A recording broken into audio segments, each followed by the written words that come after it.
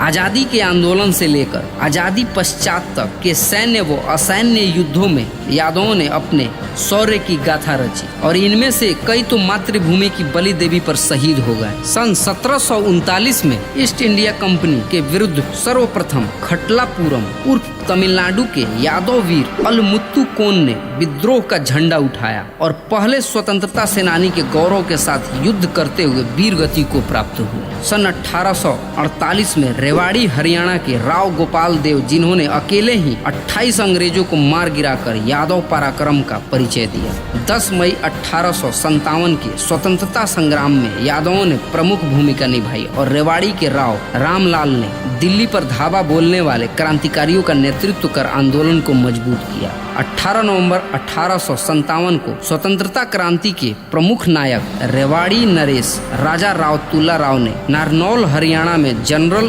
गोरालड़ और उसकी सेना को जमकर टक्कर दी और इसी युद्ध के दौरान राव कृष्ण गोपाल ने गोरालड़ के हाथी पर अपने घोड़े से आक्रमण कर गोरालड़ का सर तलवार से काटकर अलग कर दिया और आंदोलन को गति प्रदान की। 18 नवंबर 1962 में भारत चीन युद्ध के दौरान यादव सैनिकों का पराक्रम व बलिदान भारत में आज तक सराहनीय माना जाता है, जिन्होंने अपने प्राणों की आहुति देकर राष्ट्र के मान सम्मान और गौरव को बढ़ाया। और तब विश्व इतिहास में ऐसा पहली बार हुआ कि किसी विरोधी सैनिक देश ने दूसरे देश के सैनिकों के शौर्य की तारीफ की। 13 कुमाऊं रेजिमेंट, जिसका दूसरा नाम वीर अहिर भी है, 114 सैनिक वीर गति को प्राप्त हुए थे, जिन्होंने चीन के 1300 से भी ज्यादा सैनिकों को मार गिराया था और युद्ध विराम के लिए मजबूर कर दिया था। और इन्हीं यादव वीरों की याद में और सम्मान में सिसुल से 12 किलोमीटर की दूरी पर एक स्मारक बनाया गया, जिसमें सभी वीर सैनिकों के नाम अंकित किए गए और रेजांगला में ही आखिर धाम की स्थापना भी की गई। इस जाति के शौर्य व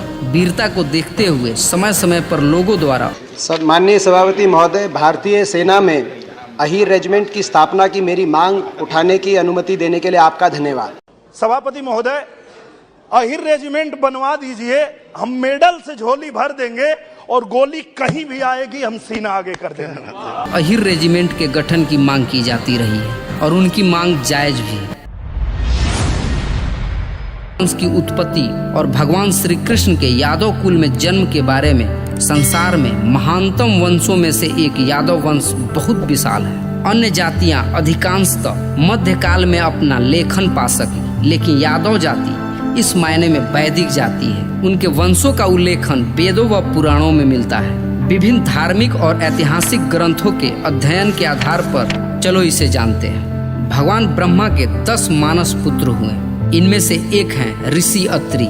ऋषि अत्रि से चंद्रमा का जन्म हुआ और चंद्रमा से चंद्रवंश चला और इसीलिए यादवों को चंद्रवंशी क्षत्रिय भी कहा जाता है। चंद्रमा ने बृहस्पति की पत्नी तारा से विवाह किया, जिससे उन्हें बुध नाम का पुत्र उत्पन्न हुआ। बुध से पुरुरवा, पुरुरवा से आयु और आयु के पुत्र हुए नहुस। नहुस के 6 पुत्रों में बड़े पुत्र यति सन्यासी हो गए, इसलिए उनके दूसरे पुत्र ययाति राजा हुए। महाराजा ययाति की 2 रानियों से उन्हें 5 पुत्र से, जिन्होंने संपूर्ण परराज किया और अपने कुल का दूर दूर तक विस्तार किया। ययाति के पुत्रों से ही समस्त वंश चले। इन 5 पुत्रों में से राजकुमार पूर्व में आगे चलकर पांडव हुए थे और उनके सबसे बड़े पुत्र महाराजा यदु यादव वंश की स्थापना हुई।